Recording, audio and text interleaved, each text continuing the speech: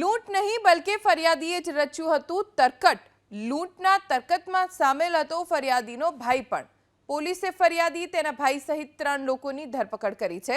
જે ઘટના છે જૂનાગઢ જિલ્લાના બાંટવાની। અમદાવાદની કલા ગોલ્ડ કંપનીના કર્મચારી યાજ્ઞિક જોશી અને ધનરાજ ભાણગે સૌરાષ્ટ્રના અલગ-અલગ જિલ્લામાં સોના ચાંદીના કામ અર્થે ગયા હતા। રસ્તામાં બંને લૂંટનું તરકટ રચ્યું, જેમાં યાજ્ઞિક જોશીએ પોતાના ભાઈ મોહિત જોશીને પણ સામેલ કર્યો।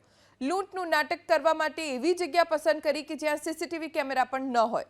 5 સપ્ટેમ્બરના પહેલા તો તેઓ કુતિયાણાના એક શોરૂમમાં પોતાનો માલ દેખાડવા ગયા। આ તેમનો એકમાત્ર સ્ટન્ટ હતો।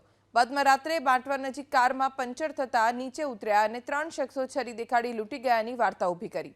પોલીસે યાજ્ઞિક જોશી અને ધનરાજ ભાણગેની ઊંડાણપૂર્વક પૂછપરછ કરતા ઘણો વિરોધાભાસ જોવા મળ્યો।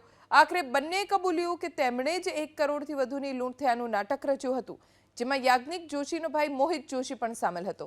પોલીસે ત્રણેયની ધરપકડ કરી માણાવદરની કોર્ટમાં રજૂ કર્યા। કોર્ટે ત્રણેય આરોપીઓના 6 દિવસના રિમાન્ડ મંજૂર કર્યા છે। આરોપીઓ પાસેથી 1 કરોડથી વધુનો મુદ્દામાલ જપ્ત કરવામાં આવ્યો છે।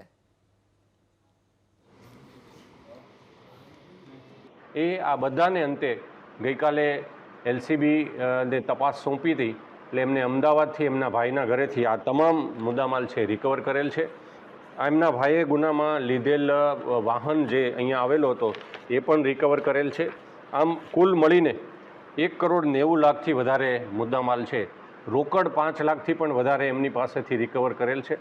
અને આ ત્રણેય આરોપી યાજ્ઞિક જોશી ફરિયાદી, એનો ભાઈ મોહિત ધર્મેશ જોશી અને ધનરાજ ભાંગડે કે જે આ સેલ્સમેન તરીકે યાજ્ઞિક જોશીની સાથે હતો, આ ત્રણેય આરોપીઓની ગઈકાલ રાત્રે અટક કરી તમામ મુદ્દામાલ કબજે કરી અને હાલ એમણે જે થેલાઓને બોક્સ જે અલગ અલગ રીતે ફેંકેલા છે એ વગેરે એમની રિકવરી કરવા માટેની હાલ તજવીજ ચાલુ છે।